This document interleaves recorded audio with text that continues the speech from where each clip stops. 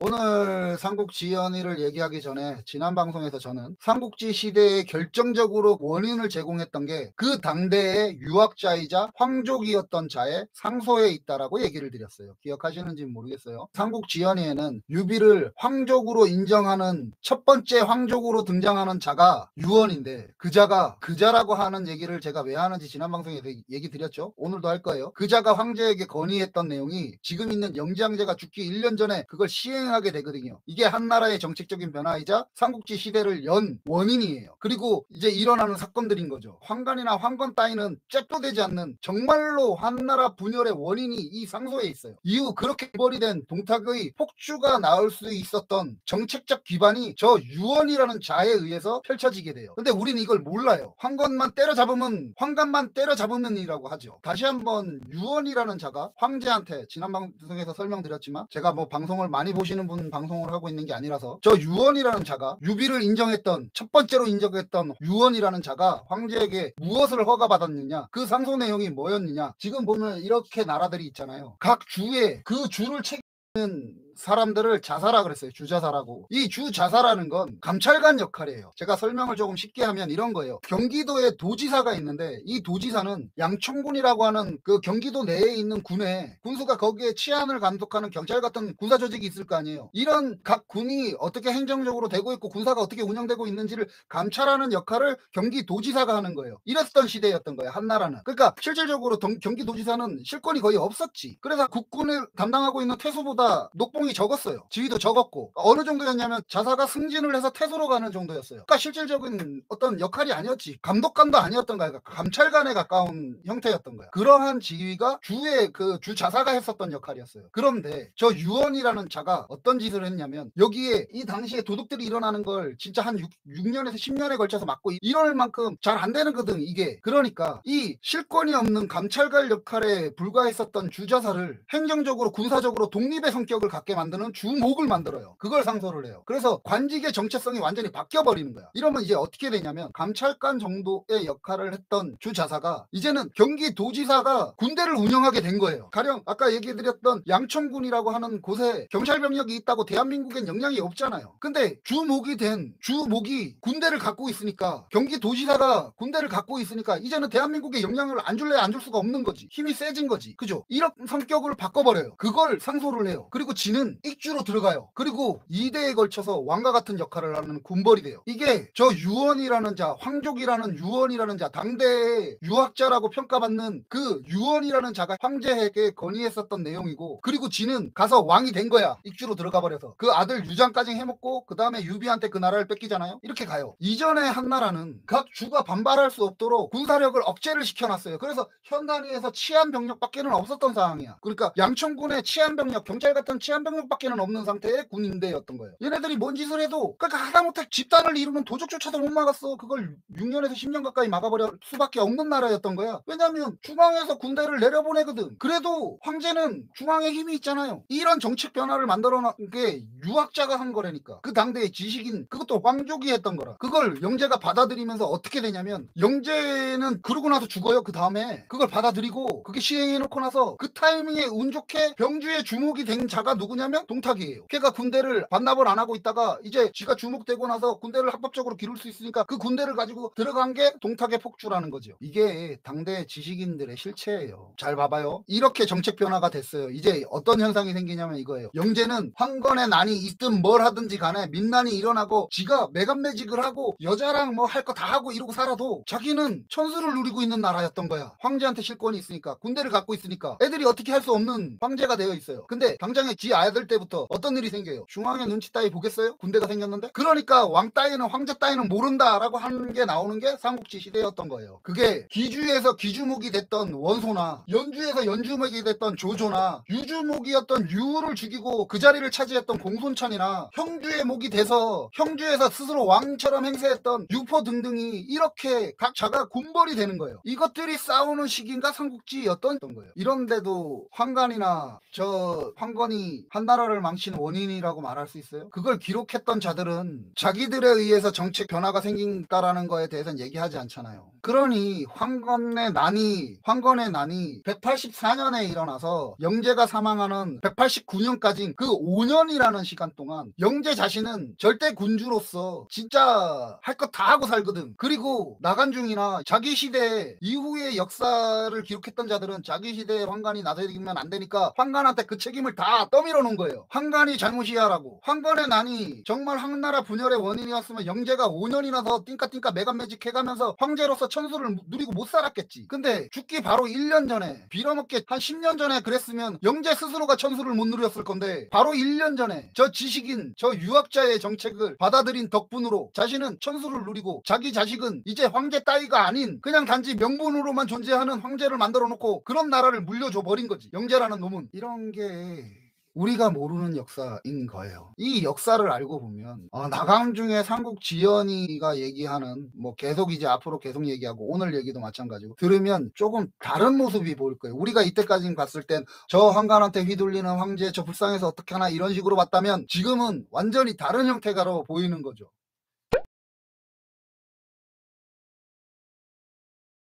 이전 방송에서 유비는 자신의 과거를 알고 있음직한 도구, 그 당시에 하급 감찰관의 역할을 하던 벼슬을 가지고 있었던 자를 스스로 매질을 했어요. 자신의 과거를 알고 있음직한 자였던 거예요. 요쯤에 중상군의 이쯤에서 지가 을 했는데 지가 잘한 중에 탁군이거든. 그러니까 탁군이랑 여기랑 경계에서 바로 이어져 있는 곳이라, 그러니까 유비의 과거의 행실을 알고 있을 만한 자가 도구가 돼서 왔는서 유비가 만나려고 하는데 안 만나주거든. 그러니까 아이고 아 뜨거라 해갖고, 근데 이를 나간중이는 삥 뜯으려고 하는 저 나쁜 도구, 저 도둑놈을 장비가 붕괴해서 매질을 했다고 거짓말을 하죠. 게다가 이런 일이 있었던 시기마저 조작을 하죠. 도구를 매질했던 일은 도구를 패기 전에 안희연의 현의가 돼야 되잖아요. 나간중이가 황간이 뭐 이렇게 농간을 부려서 유비가 나 지금 이제 이 공을 인정받아야 되는데 못다가 이거 아니고 187년에서 189년에 일어났던 장거 장순의 난, 오늘도 나오고 지난번에도 나왔어요. 그 난에 보상으로 받은 직위가 안의연의 현이었던 거예요. 유비는 그게 187년에서 189년에 끝나니까 적어도 190년 이후에나 안의연의 현이가 되는 거라. 근데 지금 나간중이가 얘기하는 이 시기는 교묘하게도 185년경이거든. 그러니까 최소 5년 정도는 앞당겨서 지금 황건난 이후에 일어났던 일이라고 사기를 치고 있는 거죠. 이게 왜 그럴까요? 목적은 하나예요. 딱 하나. 반동탁연합에 참여시켜야 되니까. 그래야지 뜨거운 실전이 식기 전에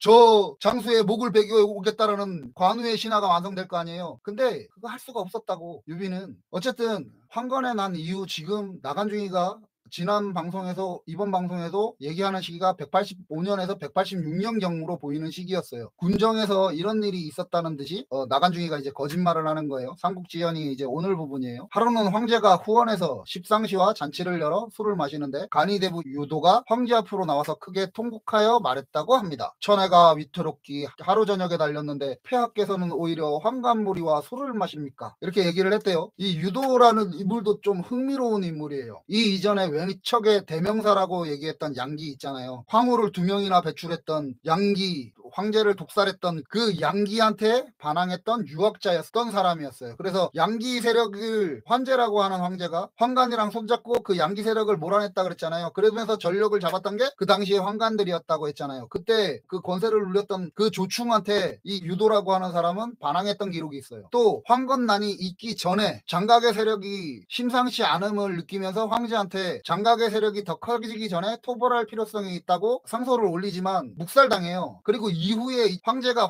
그 영제 황제가, 그러니까 이게 술이나 마시고 띵까띵까 한 게 아니라 그 황건의 난을 복귀를 하거든. 스스로가 기록을 돌아봐요. 영제가 그러다가 찾아요.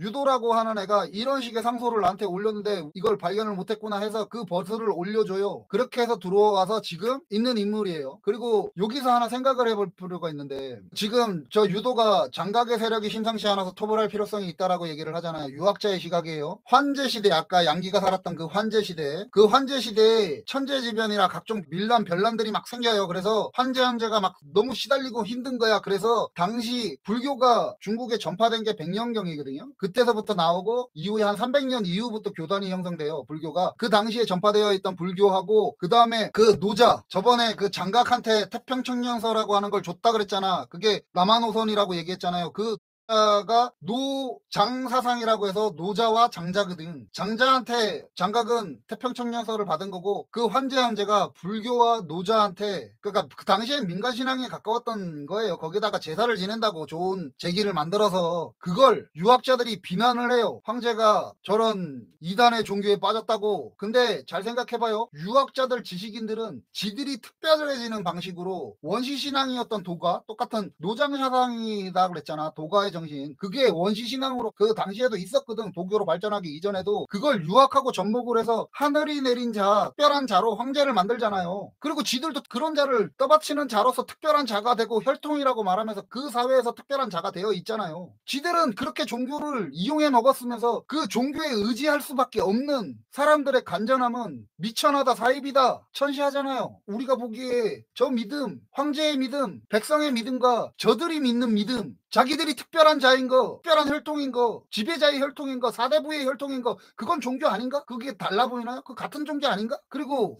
여기서 우리한테 자존심 상하는 거, 저는 자존심이 되게 상했어요. 이 대목이. 제가 이 삼국지연이 해체 방송을 처음 시작하면서 얘기했던 거 있죠. 우리 관왕님, 관우님, 우리나라 수도 서울 그 동묘에 있는, 모셔져 있는, 가묘에 모셔져 있는 저 삼국지 시대의 거짓말쟁이 영웅 유비의 의형제였던 관우의 묘, 동묘, 저 명나라에서 자신들이 본으로 보는 한족의 뿌리였던 한나라는 황제가 불교와 노자한테 제사를 지낸 걸로 비난을 처하고 있는데, 우리 성리학자들은 남의 나라 신하 관우한테 그 관왕으로 모시고 땅의 기가 허하다고 해서 거기다가 가짜는 이유로 가서 제사를 지내고 무릎 꿇고 절을 하고 처자빠져 있는데 말리거나 반발을 하지 못해요. 이걸 전란의 시기에 우린 도안 받았으니까 명나라에, 그래서 그 전나라의 왕이었던 선조만 했다면 그래도 내가 이해를 해주겠는데, 이후에 숙종도 그랬고요. 우리가 우리 스스로 명군이라고 말하는 영조도, 정조도, 그리고 만국기의 고종도 가서 거기에다가 무릎을 꿇고 절을 하면서 제사를 지냈다고. 우리 유학자들이나 저들의 유학자들이나 진짜 그렇지 않아요? 그러니까 내가 이걸 지배자의 문화라고 자꾸 얘기를 하는 거예요. 그리고 제가 자발적인 동북공정의 역사는 최소한 알고는 가자라고 얘기를 하는 거고. 저는 이 대목 되게 자존심 많이 상하는데,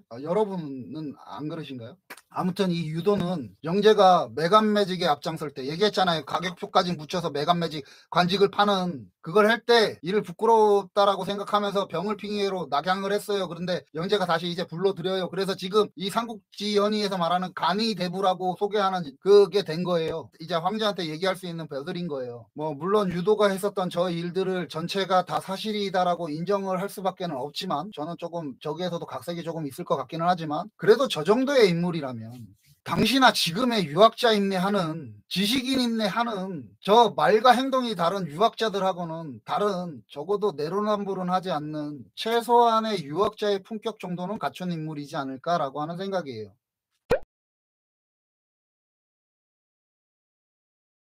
아무튼 그런 유도가 저렇게 말하니까 황제가 나라가 패평한데 무슨 위급한 일이 있는가라고 했다고 해요. 이에 유도가 사방에서 도적이 일어나서 주군을, 그러니까 뭐 여러 마을이나 주나 이런 데 막 지금 난리 났으니까 침략하고 있습니다. 그 재앙을 모두 십상시가 관직을 팔고 백성을 해쳐서 임금을 속이기 때문입니다. 조정에서 바른 사람은 모두 물러나니 재앙은 목전에 다다랐습니다 했대요. 저 말이 말은 바른 말일 수도 있죠. 근데 매간매직을 황제가 처하고 있는데 무슨. 아무튼 나간중이가 저런 얘기를, 진짜 역사를 되게 심각하게 왜곡하고 있는 저 삼국지연의에서 하고 있으니까 이거 한번 풀어봤으면 좋겠어요. 가령 나라가 어지러운 일은 저 빌어먹을 황제라는 놈이 지네 집이 지금 이런 거예요. 당시에 황궁이 2개가 있었대요. 그 중에 하나의 궁이 불에 타버린 거야. 그러니까 지네 집 2채가 있었는데 한 채가 홀라당 불이 탔다고, 그 집을 다시 재건하겠다고, 그 난이 일어난 지 얼마 안 된 그 시기에, 밀란이 일어났던 그 시기에 세금을 올려버려요. 그리고 이민족이 저 당시에 막 여기저기서 막 난리를 치고 중원으로 막 몰아들어오고 있는데, 그런 시기에 황제가 저러는 거야. 한족이나 한족에 동화됐던 이민족들, 그렇게 지방의 권력차가 되어 있는 자들이 여기저기서 난을 일으키고 있는데, 이런 총체적으로 혼란된 시기에 그 궁궐을 짓겠다고 세금을 올리고 매간매직을 해. 그것도 더 높은 가격에. 황제라는 작자가 이 모든 일들이 일어나고 있는데, 정말 대가 있는 최소한의 유학자의 품격이 느껴지는 저 유도였다면, 정말로 정말 그랬던 유도였다면, 더 직접적으로 문제는 이건 황간의 문제가 아니라 황제 당신의 문제다라고 얘기를 했어야 되는 게 아닌가? 이게 정말 정확한 진단 진단 아니겠어요? 근데 저 유학자라는 자들은, 역사를 기록했던 자들은 진짜 좋겠어. 쟤네들은 황간이라는 봉이 있어서 모두 다 핑계 대면 되잖아. 황간이 다 했어 하라고. 암튼 저렇게 말하니까 십상시가 모두 갓을 벗고 황제 앞에 꿇어 엎드려 말했대요. 대신들이 우리를 용납하지 않으니 저희가 살 수가 없습니다. 원컨대 목숨만은 살려서 고향으로 돌아가려 합니다. 저희 재산을 모두 걷어서 군자금에 보태주십시오 라고 통곡했대요. 이에 황제가 화를 내며 유도에게 이렇게 얘기했대요. 네 집에도 가까이 모시는 자들이 있을 것인데 어찌 나 황제만 가까이 모시는 사람을 용납하지 않는 것이냐 하고 주변 군사들을 불러 끌어내려 죽이라 했대요. 이에 유도가 소리치기를 이 한 몸 죽는 것은 아깝지 않으나 한나라 천하가 400년이었는데 이제 하루아침 끝나게 되니 참 가련합니다라 했대요. 나간중이는 진짜 애절해요. 저렇게 그 대가 있다라고 기록되어 있는 유도라는 학자를 데려다가 고작 한다는 짓이 저 황간한테나 문제를 제기하고 있는 거지. 얼마나 지금 애틋해. 저 나간중이는 황제가 어찌 이렇게 어여쁘고 이렇게 충심이 가득한 신하를 받아들이지 못하고 어떻게 저럴 수 있을까. 나간중이가 지금 적은 거를 잠깐 한번 생각을 해보세요. 그러니까 황간만 죽이면 그럼 자연히 한나라의 부흥과 백성들의 근심이 없어진다? 지금 이 문제인가? 황제라는 작자가 지인의 집 2개 중에 한 동이 불탔다고 그거를 복구하기 위해서 진짜 마른흑 아니에요? 밀란이 일어났던 그 시기인데 그 다음에인데 마른흑에서 진짜 물 짜내듯이 세금 올리고 지가 매겼던 가격표보다 더 받아서 관직을 팔고 있는데 저 빌어먹을 황간만 없으면 만사가 형통이다? 그럼 이 이전에 불과 몇십 년 전에 득세했던 외척들 권신들의 무리는 뭐였던 거예요? 당고의 금 일어나기 몇 년 전에 어떤 일들이 벌어졌는지 양기라는 놈이 그 당시에 권신들이 유학자였을 거 아니야. 권신들이라면 그 권신이 어떤 짓을 했냐. 황제를 죽였잖아. 독사를 해서 그걸 기록했잖아. 그걸 황간이 잡은 거 아니에요. 계속. 그리고 그 선대에 있는 황간만 그랬나? 당장에 지금 이 영재가 그 어린 나이에 뭔 일이 있어요. 2차 당고의 금 사건 저번에 한번 얘기 드렸잖아요. 그 당고의 사건이 일어나거든. 13세 14세 때. 그때 일어났던 당고의 금은 뭐예요? 똑같이 외척이었던 두무라고 하는 대장군이에요. 단지 다른 건 뭐냐면 양기는 나쁜 놈이라고 평가받는 외척이고 이 두무라는 자는 청류파들이 인정하는 거야. 그래서 황간을 몰아내려고 했었대. 그래서 존경한데 그래도 걔는 두퇴우의 외척이라고. 대장군이고 걔네들이 황간을 몰아내려다가 발각이 돼서 얘네 세력이 숙충당하는 거예요. 2개의 세력이 있는 거야. 황간과 외척. 근데 두무라고 하는 외척이 청류파의 지원을 받아서 황간 세력을 치려다가 안 돼서 황간 세력한테 밀려나가. 그래서 황제가 어떤 일이 생기냐. 죄송합니다. 제가 좀 열을 받았네요. 이 부분이 자꾸 열을 받았게 해요. 저들은 정말 뻔뻔하잖아. 역사를 기록했던 자들이 너무 뻔뻔하잖아요. 저는 그렇게 생각해요. 되게 뻔뻔한 자들이야. 백성이 바본 줄 아나 봐. 봐요. 양기가 외척이었어요. 황후를 2명이나 배척했던 외척이었어요. 그리고 두무는 지금 황궁에 들어온 지 얼마 안 된 황제의 외척이에요. 그 외척이 똑같은 외척인데 하나는 권세를 누리고 악행을 저질렀던 외척이에요. 그래서 배척받는 거 당연하지. 근데 얘는 황간을 몰아내려고 했대. 그래서 청류파들이 얘를 지원을 했어. 근데 얘네가 죽거든. 근데 만약에 역으로 얘네가 성공했어 봐. 두무가 만약에 황간을 몰아내고 지네들이 권력을 잡았어 봐. 걔네들이 다시 권력을 안 휘둘 거라고 누가 장담할 수 있겠어요. 그리고 결론적으로 영재 입장에서는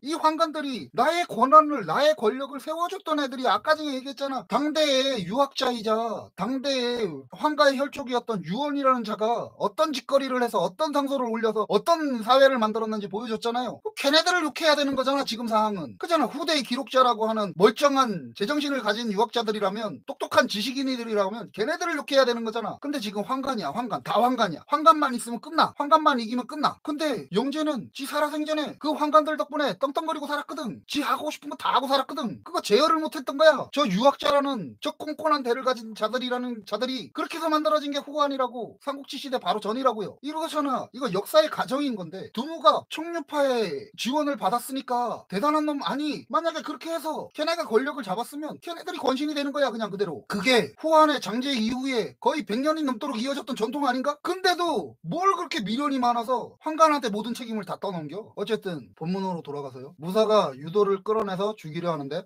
죄송합니다. 제가 너무 흥분했나 봐. 근데 저는 권력자들한테 흥분을 좀 해야 된다고 생각해요. 어떤 부분에서는.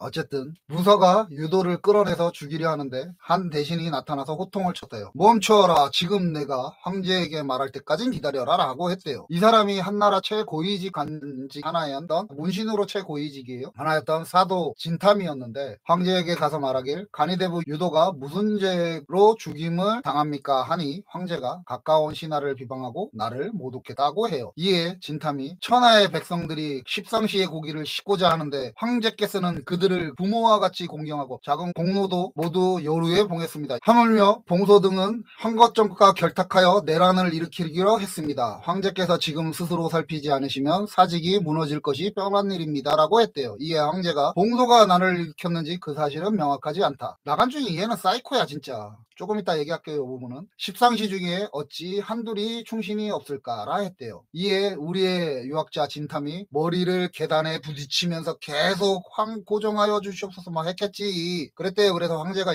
열이 뻗쳐서 유도와 함께 하욕을 시켰대요. 그날 밤에 이제 십상시들이 모여서 모의를 해요. 옥중에서 그들을 그리고 죽여버려요. 여기서 공통적인 사실이 이제 가까운 것은 유도나 진탐이 185년경에 죽었다는 거예요. 실제로. 그리고 당시에 황간을 탄핵했다는 것도 사실이 가까운 얘기예요. 그리고 머리에 이렇게 계단에 찍고 이거는 없는 얘기고요. 아무튼 모함을 받고 투옥 중 사망했다는 기록도 있어요. 여기서 봉서의 얘기가 잠깐 나오니까 제가 사이코라 그랬잖아요. 봉서에 대한 얘기가 나오니까 우리 다시 한번 복귀해보죠. 그 황건 편에 기억하실 거예요. 저 봉서는 황건이 3월에 봉기를 일으키기로 했는데 장각의 제자 하나가 관아에 고변을 해서 그러니까 고발을 해서 이때 황실에서 내응하기로 했던 자가 저 봉서였잖아요. 그때 이제 나간중이는 십상시라고 기록했고 그죠? 십상시는 삼국시 초반에 가장 악역이죠. 지금 계속 나오는 그 십상시잖아 악역에. 그리고 그 기록에도 내간중 황제 최측근에 있는 중상시로 있었던 고위직 황관이었던 자예요. 봉서라는 자가. 그리고 했다는 일이 딴 것도 아니고 반란에 내응하기로 했어요. 내응이라는 것은 바깥이 소란스러울 때 안에서 똑같은 소란을 일으키는 거잖아요. 그러니까 같이 반란을 하려고 했던 거잖아. 그런데 내응을 부탁했던 황건 측의 마원인은 사람이 아주 많은 곳에서 공개 처형하는 당시의 공포국인 대중공포국이잖아. 그건 사람 많은 곳에서 손, 발, 목 5개의 수레나 말에다가 머리 포함 사지를 묶어갖고 찢어 죽이는 거열형을 했어요. 공포국이잖아 이거. 그죠? 근데 내응을 약속한 황간, 그것도 중상시였던 저 십상시였던 저 봉서나 같은 황간인 서봉에 대한 기록이 없다라고 제가 얘기 드렸잖아요. 근데 지금 황제는 뭐라 그래? 알 수 없다 그랬잖아요. 이게 뭐야? 그럼 황건 난 자체가 뭔가 조작된 거 아닌가? 우리 상식적으로 이렇게 봐야 되는 거 아니에요? 그잖아요. 공포극이라는 건 하는 쪽과 받는 쪽 모두를 그 재상을 낱낱하게 공포하면서 그 사건의 대표적인 인물, 장각 측에서는 마원이라고 하는 대표적인 인물이 있고 그걸 내응하기로 했던 봉서라고 하는 이쪽에서 높은 직위에 있는 황간이 있잖아. 황제의 최측근인 걔를 같이 찢어 죽여야 되는 거잖아. 이래야 같은 형벌로 정말 잔인하게 죽여줘야 그래야지 대중들한테 더 잔인하게 각인이 될 거 아니에요? 근데 마원이는 공개적으로 찢어 죽여버리고 저 황간은 죽었는지 살았는지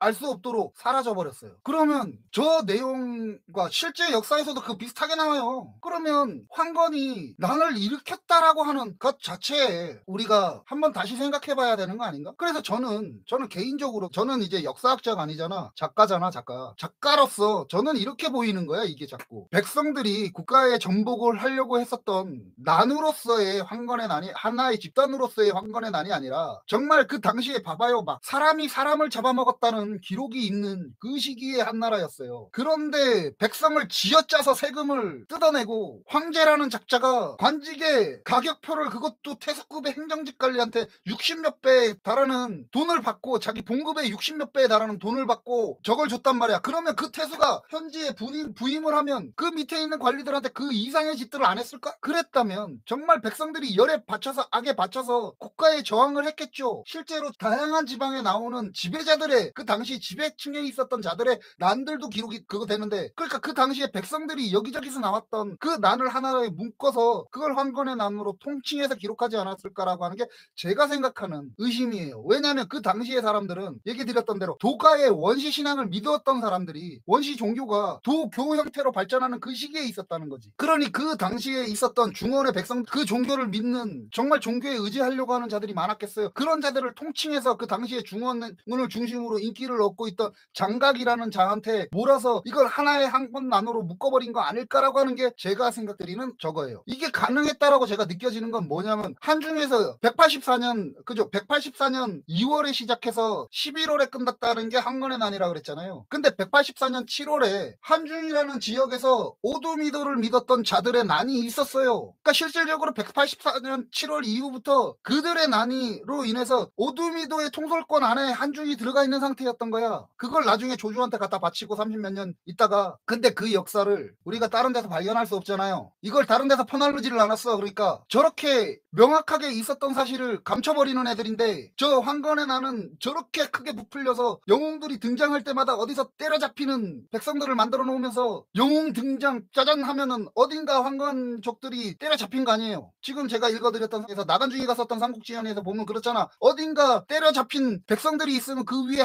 영웅 하나가 등장해 있는 거야. 이렇다면 황건의 난 자체를 민난으로 보는 쪽이 같은 종교를 믿었다라고 해서 사이비로 몰아갔는데 그건 그 당시에 도교로 발전하고 있었던 오두미도와 태평도가 같이 발전을 해요. 그래서 나중에는 도교가 되는 거라. 근데 오두미도 쪽에는 기록에서 없애버리잖아. 그건 성공했거든 한중에서. 근데 태평도 그것도 장각의 세력만 황건의 난으로 묶어서 그렇게 먹어버린 거라 역사를. 그 당시에 태평도는 우길이 그 앞전에 있던 우길이 이미 여러 군데 전파를 해놓은 상태였는데 그래서 도교의 원형으로 우길을 보는 거예요. 나중에 삼국지에서 그 100년 이상을 살았었 이 지역에 갖다 놓는 것도 그래서고 왜냐하면 민중한테 인기가 많았던 자거든.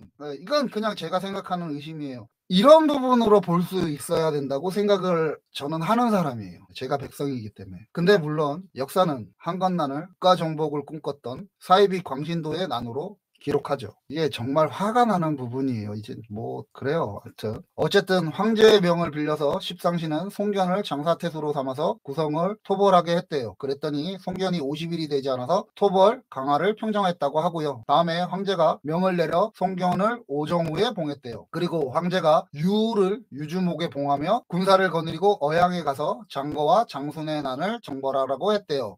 여기서는 나간중이 기교가 정말 많이 나오는 건데 이게 진짜 나간중의 기교를 읽을 수 있는 부분인데요. 자, 일단 모든 일은 십상시의 농간이라고 만들어놨잖아요. 십상시의 농간이야 저건. 저 새끼들 나쁜 놈들이야. 쟤들 나빠요 이거잖아 그냥. 그죠? 딱 그렇게 만들어놨어요. 이렇게 서술하고 나선 그 다음에 항상 이런 식이야. 이걸 서술하고 난 다음엔 십상시가 뜨거라 우리 이러다 큰일 나겠는데? 이거 좀 해줘야 되겠는데? 하고 그걸 해요. 그걸 황제의 명을 이름을 빌려서 해요. 근데 그게 역사에 나왔던 필요한 일들이야. 와, 제가 십상시라면 이딴 식으로 하면 진짜 빈정당할 것 같아. 그잖아요. 저 새끼들 나빠요. 근데 필요한 어떤 일이 있잖아요. 그러면 내가 십상시인데 와 내가 이거 반성해야 되겠는데 이거 이러다 나 위험해겠는데 하면서 그걸 해줘. 그걸 나간중이가 기록을 해. 근데 유비는 반대죠. 완전 반대잖아. 없었던 일인데 없었어. 걔는 거기 없어. 있지도 않았어. 근데 거기에 있어. 만들어. 그리고 전사를 끼워 넣어줘. 그리고 유비가 자발적으로 다 한 거야. 걔는 없었는데. 이런 식으로 서술하잖아요. 이게 대표적인 거 아닌가? 지금 그렇잖아요. 자, 황제의 명을 빌려서 십상시는 송견을 장사세수로 삼아요. 실제로 송견을 장사세수로 삼아요 황제가. 그리고 토벌을 해요 송견이. 그리고 오정우의 복에 져요. 그리고 유가 유주목이 돼요. 황제의 이름으로 나간 거예요. 근데 이걸 황제의 명을 빌어서